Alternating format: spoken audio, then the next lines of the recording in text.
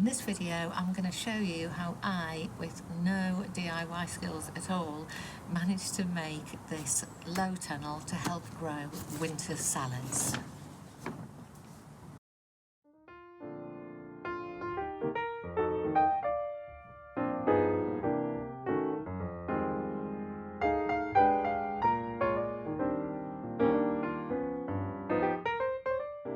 Welcome back to Growing Frugal, and if you've not been here before, on this channel we're all about learning how to live a lower cost life by growing food and getting creative with cooking and finding out new ways to save money. And in this video I have been making for 2 days now this rather simple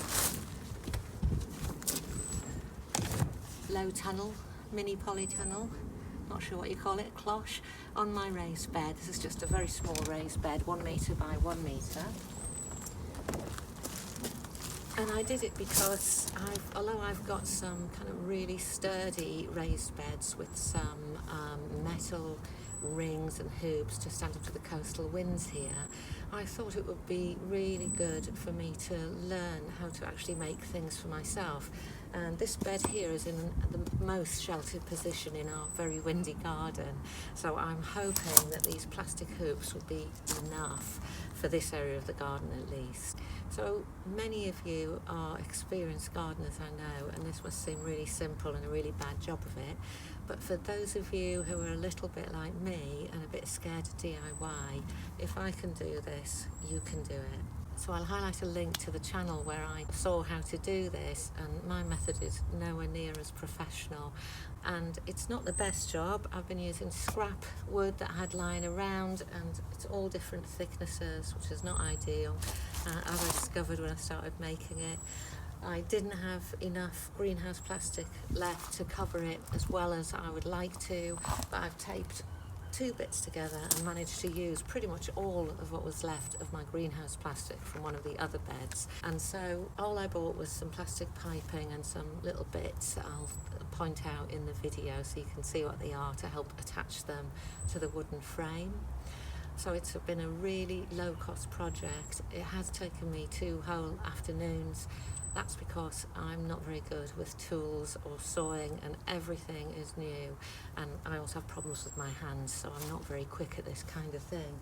But oh, I'm so very proud of making it.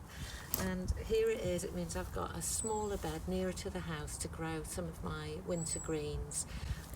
It's pretty much finished, as you can see.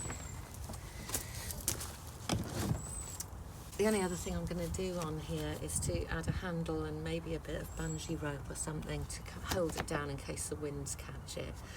Other than that, it's ready to go, and that means that later this week I can get in some of the seedlings that I've been growing, some salad greens and other stuff, so I'm really pleased about it.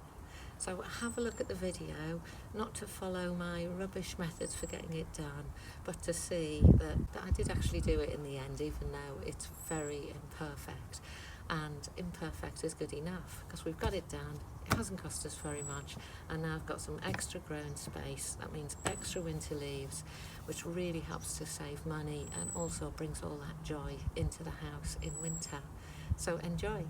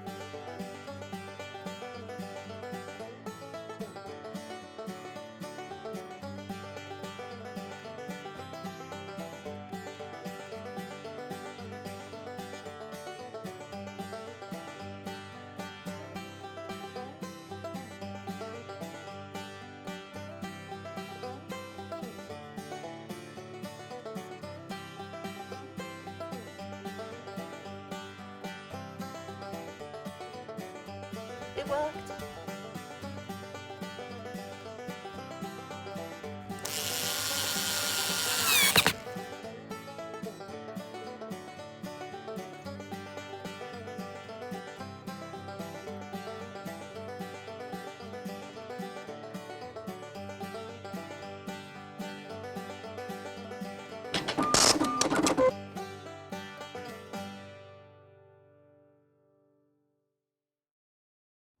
So here we are, ready for planting.